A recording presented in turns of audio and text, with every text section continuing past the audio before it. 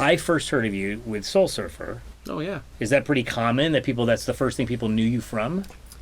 I guess, it's funny because I've been making films since the 80s, but I got into like the kid genre for a while. So I was doing a lot of shows for Nickelodeon, like The Secret World of Alex Mack, and then Disney, Even Stevens, That's So Raven, Phil of the Future. So I was like in that world. And then I did some films, Raise Your Voice, Bratz. And then when I did Soul Surfer, it just became a bigger, like a larger audience saw it. Did that launch you into this faith category that you weren't expecting? Yeah, well, I mean, no matter what you do, they think you're that. So when I was doing a lot of kids stuff, they said, you're the kids director. And so then when I did Soul Surfer, that was my first one in. Now you're the faith director. I did Hoovie, Miracle Season, Spare Parts that had like faith adjacent. Yeah. I mean, but since then, I've done like horror films. I've done adult dramas like Reagan. I mean, it's all, you just... whatever the last thing you did is they think you're that. And my whole thing is to break all those barriers and do them all. I love all of them, but it helps. Whatever you get work in to start with, you of course you work and try to get as good as you can at that type of programming. By the way, we have an incredible research department here at Kappa. Oh, cool. Technically it's me and Google, but we have you get I got a cheat sheet here. You have 12 writer credits. This is literally like 5 minutes. Oh, really? 5 minutes before we started this interview. I'm like IMDbing you. You have 28 actor credits. Oh, yeah. Are these like cameos? What are these? I'm in almost every film I do. I definitely. I mean, if I could be Tom Cruise, I would. But since I can't be Tom Cruise, I'm happy just being me.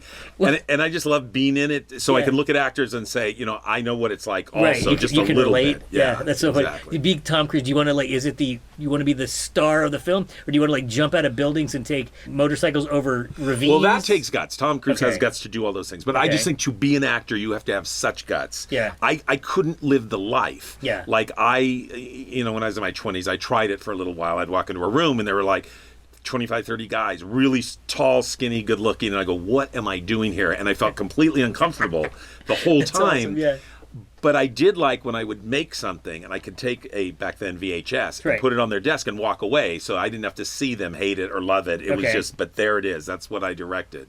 And that's why I think I like that. And I always would hear actors like saying, oh, I was in the part, I was in that. And I was going, I'm never in the part. Like, I'm fully aware there's a camera there. I'm fully aware there's an audience if it was theater. Sure. But I did come up through musical theater. So, As a performer or as a director? As both, but as in high school and college, like as a performer. Yeah.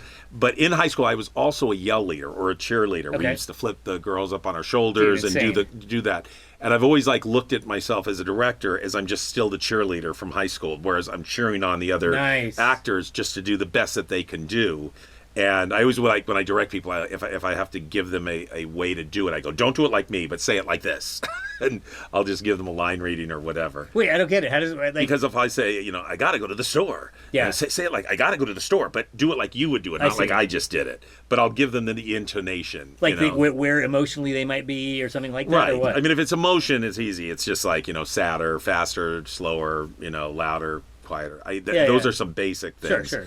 But I mean, actors bring their gold to me. That the director gets so much credit for everything. Like Helen Hunt's in my movie. Oh, you got a great performance out of her, and I'm like, oh yeah, that was all me. Right. No, they bring their gold, and all I kind of do is mush it into the production, and I kind of work it with everybody and do some rehearsals so we kind of know what we're doing on the day.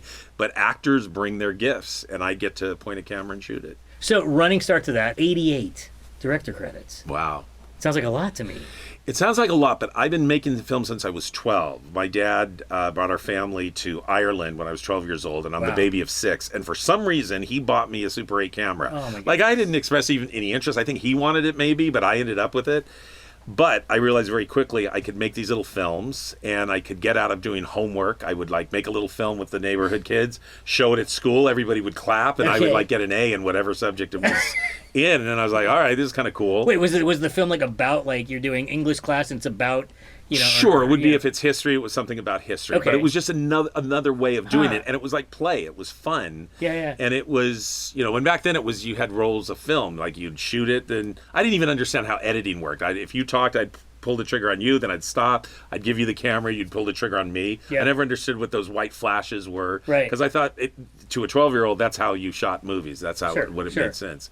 But then I, slowly learned and got into, actually making films and having fun with it. And so you're at a very young age, though, when you're but you may not even defined it as directing or right. It was just playing. I had no idea what but I did know in the 70s like who Steven Spielberg was, and he had something to do with behind the scenes. Right. And I just kind of liked that idea of being able to tell stories, and that there was like this. There was a creative part to it, but a very technical part of it too, which I really enjoyed. But when you say there's like a lot of films there, most of this stuff I do produce and direct, and a lot of them I write just because it just comes out of me that way. And I say if you want to be a filmmaker, it's always funny. There's two things. Like if an actor ever says to me, "Oh, I'm going to go to LA and give it a year," I'm always like, I can save you that year. If you're even thinking that, you're not an actor. That's awesome. But the same thing is with being a filmmaker. You have to produce. You have to find the money. You have to go get the locations for free when you're starting out. Yeah. And now with your iPhone and your iPad and your iBook, you can make full features and full films, which we couldn't do. It was 100%. Way more expensive. 100%. So, but you have to learn how to do everything. You have to be when I hear directors say, "Oh, I want to be the creative one, and I'll let somebody else take care of the business," and I go, "So you're not really a filmmaker. You're just like you're having this fantasy of what it's about, but it is just real hard determination and work, and you get everything you want, and anything's possible."